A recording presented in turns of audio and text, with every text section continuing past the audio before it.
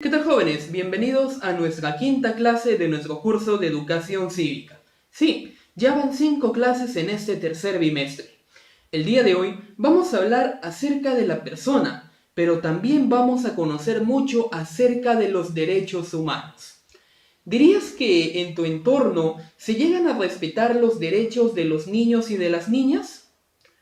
Lamentablemente, no en todas las partes del país llega a suceder esto.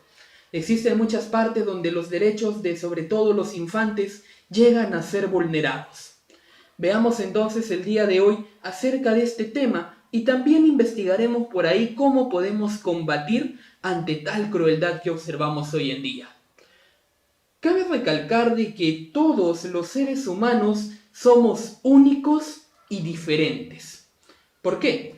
Porque tenemos la capacidad de pensar, de amar, de actuar, lo cual constituye nuestra dignidad humana. Pero lógicamente, no todos pensamos de la misma manera, ¿verdad? No todos amamos de la misma manera. Además, por el mismo hecho de ser seres humanos, cada uno es diferente del otro.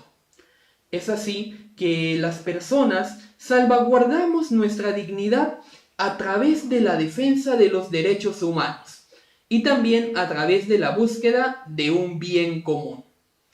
Hablemos entonces más acerca de este tema, la persona y la dignidad humana.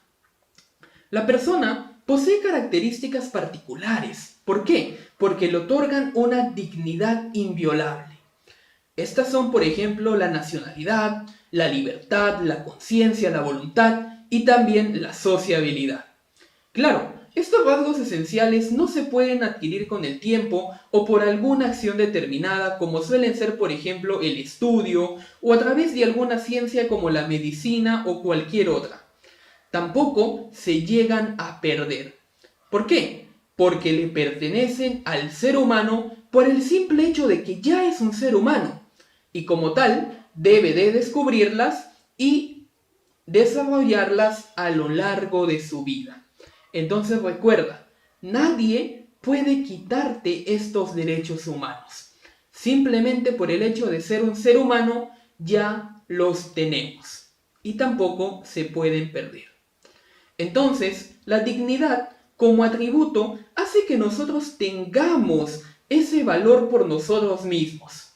Esta dignidad es inherente a todos los seres humanos y no depende del sexo, de la edad, de la salud, de la nacionalidad o de algún requisito, no. Sino más bien, la dignidad nos hace a todos nosotros iguales. Y es la base de los derechos que tenemos los hombres y las mujeres, los cuales se conocen como los derechos humanos. Por lo tanto, el reconocimiento de la dignidad humana nos obliga a que nosotros tengamos que poner en práctica dentro de nuestra vida diaria dos valores fundamentales. ¿Cuáles son? El respeto y la solidaridad. ¿Qué son entonces estos valores? Por ejemplo, el respeto supone tratar con consideración a todo ser humano, reconociendo que es una persona que está por encima de otra condición. Y la solidaridad implica sentirnos parte de la sociedad y llegar a mostrar interés por apoyar a los demás cuando se encuentren en un determinado problema. Pasemos entonces ahora a hablar de lo que viene a ser el bien común y la equidad. El concepto de bien común está relacionado con el usufructo de un bien por todos los individuos que se encargan de conformar a una determinada sociedad. Por lo tanto, el Estado, para llegar a promover el logro del bien común, debe de garantizar los siguientes aspectos. ¿Cuáles? Por ejemplo, la promoción y la defensa de los derechos humanos. Y esta no es prácticamente solo la tarea del Estado ni de las organizaciones cívicas, sino también de todas las personas. Asimismo, el Estado también debe de garantizar el cumplimiento de la ley. Esta condición garantiza el respeto de los derechos de las personas, con lo que llega a promoverse su bienestar. Como tercer elemento, tenemos a la práctica de los valores democráticos. Esto significa actuar de una manera cotidiana siempre con justicia, con equidad Esto en el trato a las demás personas. Lógicamente, también tenemos que actuar con tolerancia. ¿Para qué? Para que de esta manera podamos llegar a respetar las diferencias y no agredir ni tampoco excluir a ningún ser humano. Veamos entonces un poco de la historia de los derechos humanos. Los derechos humanos son inherentes a todos, sin distinción alguna, ya sea por su origen étnico, por su sexo, por la lengua, por su nacionalidad, lugar de residencia o por cualquier otro aspecto. Sin embargo, el respetarlos y el llegar a cumplirlos garantizan la autorrealización de las personas dentro de una determinada sociedad democrática. Es por eso que el derecho básico a la vida implica el cumplimiento del resto de los derechos.